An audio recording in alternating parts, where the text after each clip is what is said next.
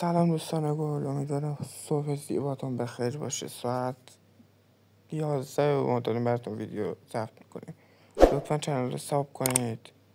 ویدیوهای حالی در انتظار دارید. ویدیوهای خوبی میخوایم بسازیم. لسکو. آقا امروز اومدیم با پنالتی زدن کیلیان و امباپه و وینیسیوس جونیور. اولیشو با امباپه بزنیم ببینیم چی کار میکنه. امباپه میگیره.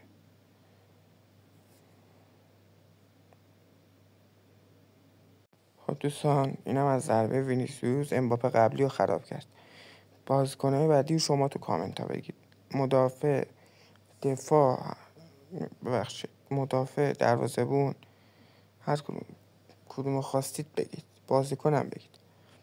خب دوستان، وینیسیوس ضربه‌ش رو گل کرد. تا الان 1-0. هر کدوم زودتر به 5 برسه بازی تمام میشه.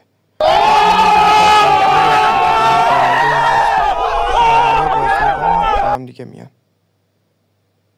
کیلیان و امباپه ضربه دوم خودش رو میزنه، یه شوت میره توپ و توی دروازه. دوستان حتما چنل رو ساب کنید، زنگوله هم فعال کنید، لایک و کامنت یادتون نره. عشقید.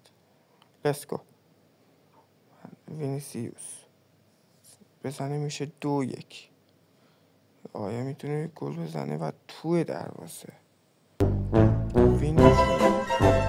بعدش هم بگید شما تو رئال وینیسیوس رو بیشتر دوست داری یا امباپه؟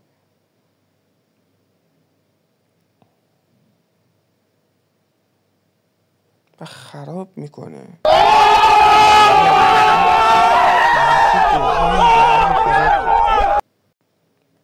میریم برای عشق رئالیا. من خودم البته رئالیم. میزنه توی دروازه. 3-1. وینیسیوس 3، امباپه 1.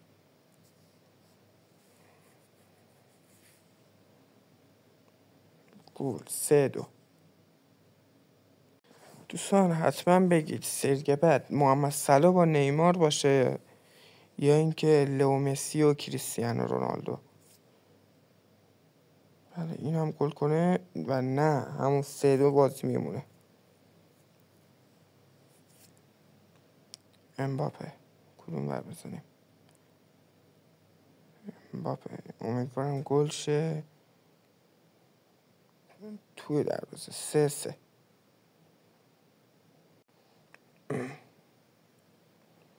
میریم برای ضربه وینیسیوس جونیور. بزن 4-3. نه، پنالتی خوش از دست میده وینی جونیور.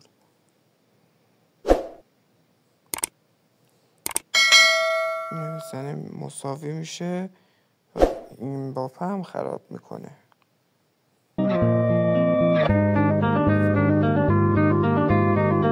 وینی بیارم.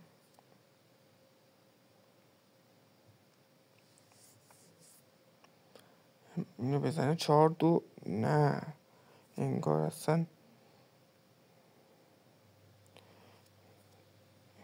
واقعا سخت شد. 3-2 همچنان وینیسیوس.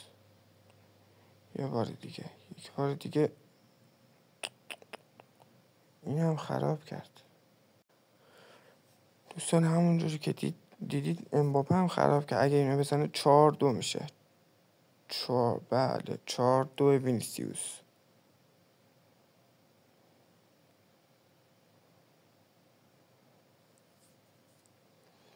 اینو آیا ضربه آخره؟ 4-3. اگه وینیسیوس الان توپو خراب کنه،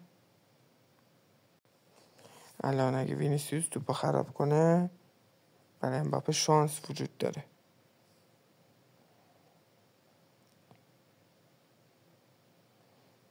توی دروازه کیلیان و امباپه باخت.